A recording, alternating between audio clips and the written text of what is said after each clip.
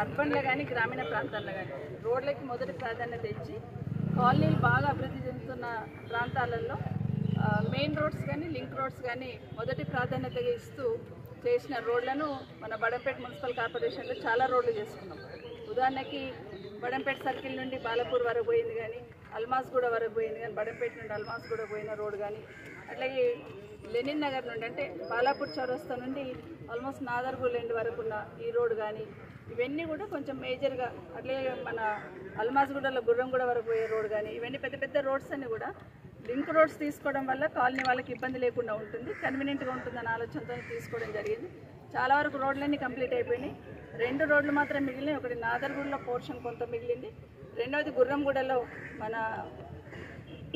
జైనున్నారం colony దగ్గర నుండి Gurramguda road ఒకటి కాంట్రాక్టర్ ఇబ్బంది వల్ల ఆగడం జరిగింది. అల్మాస్గూడ దగ్గర ఉన్న రోడ్ ఆగడం జరిగింది. వీటిని కూడా అల్మాస్గూడ దగ్గర ఉన్న రోడ్ను కూడా పాత కాంట్రాక్టర్ని ఆపేసి కొత్తగా టెండర్ పిలిచి ఇమీడియట్గా రోడ్ స్టార్ట్ చేయాలని చెప్పడం జరిగింది అధికారులను. అట్లాగే మెయిన్ నాదర్గూడలో ఉన్న రోడ్ని వైడనింగ్ చేయడానికి 2-3 ఇష్యూస్ ప్రధానంగా. ఆ రోజు ఈ రోడ్డుకి మన బడంపేట నుండి నాదర్గూల్ వరకు ఇచ్చిన ఈ రోడ్కి 9 కోట్ల ఆ రోజు మంజూరు ఇవ్వడం జరిగింది. టెండర్ అయిపోయింది, వర్క్ స్టార్ట్ చేశారు. దాంట్లో పోల్ షిఫ్టింగ్ కానీ వీటికి కొంత అమౌంట్ మాత్రం అందులో పెట్టలేకపోయినాం. దాన్ని అప్పుడున్న పాలక వర్గానికి చాలాసార్లు రికమెండ్ చేసిన. ఎందుకు అప్పుడున్న పాలక వర్గం ఈ రోడ్ అంత ఇంపార్టెంట్ కాదనుకున్నారో లేకపోతే రోడ్ కంప్లీట్ కావద్దు అనుకున్నారో నాకు తెలియదు, కానీ 2 సార్లు పెట్టినా కూడా రిజెక్ట్ చేశారు.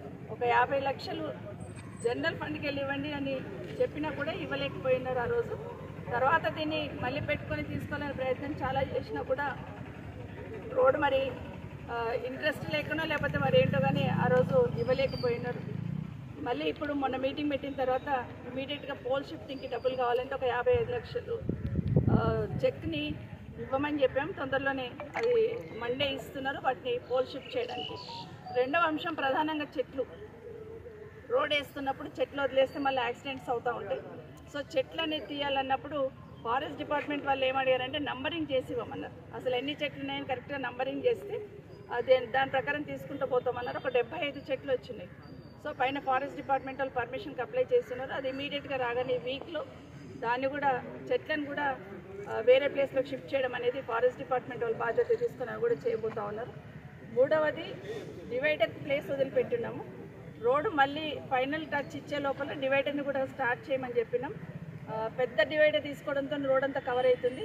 మనం లెనిన్ నగర్ దగ్గర ఏదైతే సింగిల్ డివైడర్ వేసినామో అట్లే సింగిల్ డివైడర్ వేసేస్తే కొంత రోడ్ కూడా కవర్ అవుతుంది కాబట్టి సింగిల్ డివైడర్ వేయమన్నాం. 4వ అంశం ఏంటంటే ఇక్కడ లైట్స్ సెంట్రల్ లైటింగ్ శాంక్షన్ అయ్యింది.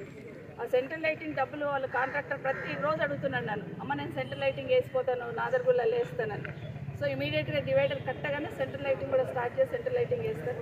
అంత లోపల ఈ సిమెంట్ రోడ్ పూర్తి చేసుకుంటే వీటికి సంబంధించింది కూడా తొందరగా పూర్తి చేయడానికి చెట్లు తీయగానే ఒక 10-15 రోజులలో ఆ రోడ్ వర్క్ స్టార్ట్ చేయడానికి అధికారులను ఆదేశించున్నాం.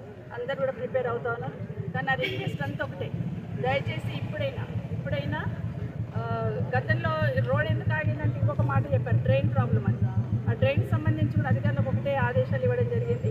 రోడ్డు మధ్యలో నుండి డ్రైన్ అయినా కాకుండా సైడ్ ఆర్ఎండ్బి వాళ్ళు కడుతున్నట్టు సైడ్లో డ్రైన్లు కట్టుకుంటే భవిష్యత్తులో ప్రాబ్లం ఉండదు, ఎక్కడికక్కడ కనెక్షన్ ఇచ్చుకోవడానికి అవకాశం ఉంటుంది. అట్లా ప్లాన్ చేయమని చెప్పాను.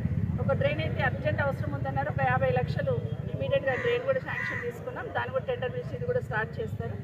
అదే కాకుండా నాకు లోకల్లో ఉన్న స్థానిక నాయకులకు అందరికీ ఒకటే విజ్ఞప్తి చేస్తున్నాను, కనీసం ఇప్పుడన్నా అన్ని పార్టీలు పక్కన పెట్టేద్దాం. అందరికీ చెప్తున్నా, నాతో ఉన్న వాళ్ళకు కూడా పార్టీలు పక్కన పెట్టేద్దాం.